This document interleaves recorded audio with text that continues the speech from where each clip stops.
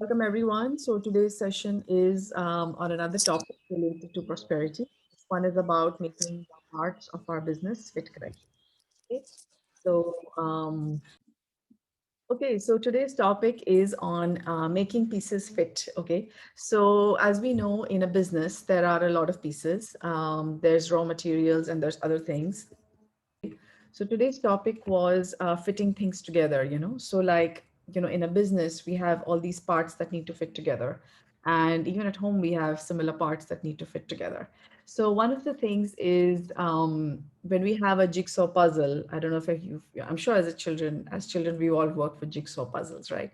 So if you have a jigsaw puzzle and it's just bunched in front of you, even if it's just, a few pieces, it just looks very challenging, right? But then when we lay out the pieces and we look at them, then we are able to fit them together properly. So, life as well as business to some extent to me is like a jigsaw puzzle. The way I like to put it across like this is because I think it makes it look more like a game. It makes it less less intimidating. And when we play games, then we're excited, right? We're excited about winning. We're excited about who's winning, who's losing, how fast somebody is growing. We get excited about so many things, right? And we get excited in a happy way. So if we begin to treat our prosperity or our work as a game, which we are going to put together, then you may find that some of the joy comes back, okay? Because then we're looking at it as a game, and a game is fun. So when I say, putting together the pieces, one of the things that Master Chokoksri says here in his book, Achieve the Impossible, he says that executives need to energize their brains to improve their thinking. So that's kind of what we did. When we do the Twin Hearts meditation, we are energizing our crown chakra and we are energizing our brain, right? Then they can make better decisions. Now, better decisions is something that is obviously very important. And he also says that if we make a strategic mistake, then it's very, very difficult to correct.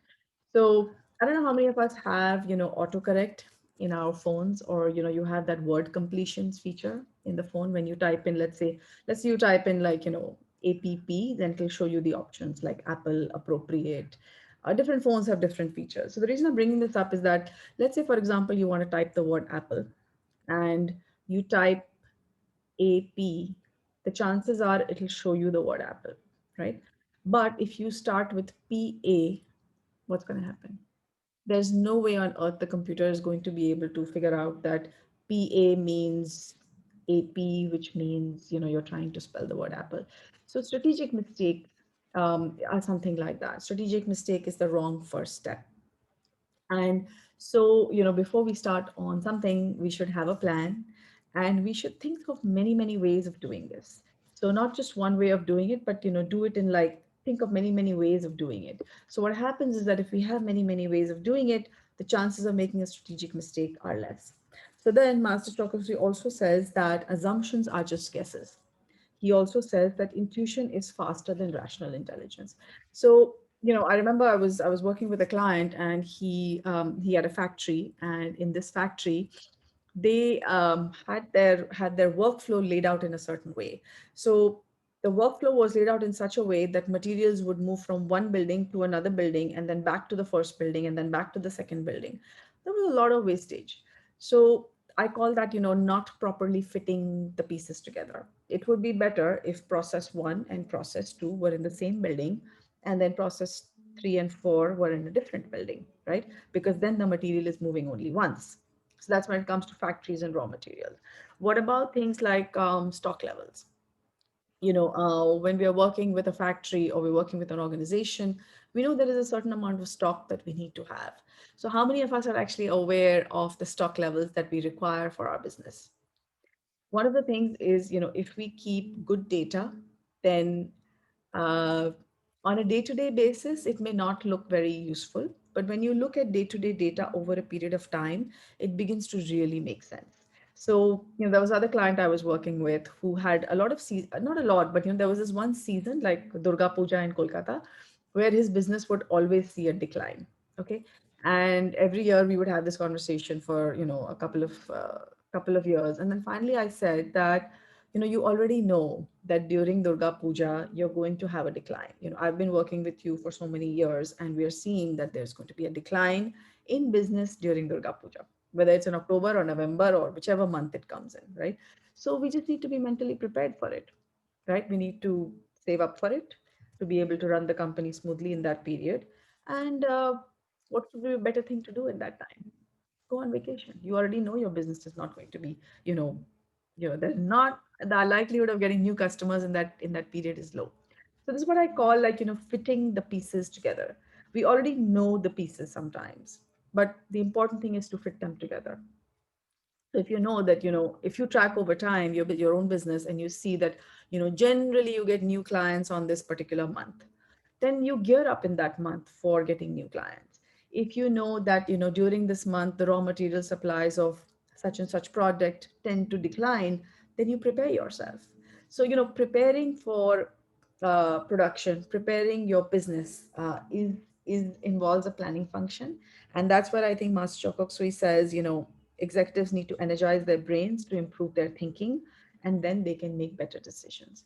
So better decisions, they definitely come from intuition, but better decisions also come from data. So if you're in business or you're looking at business, try to see how your stock is being managed.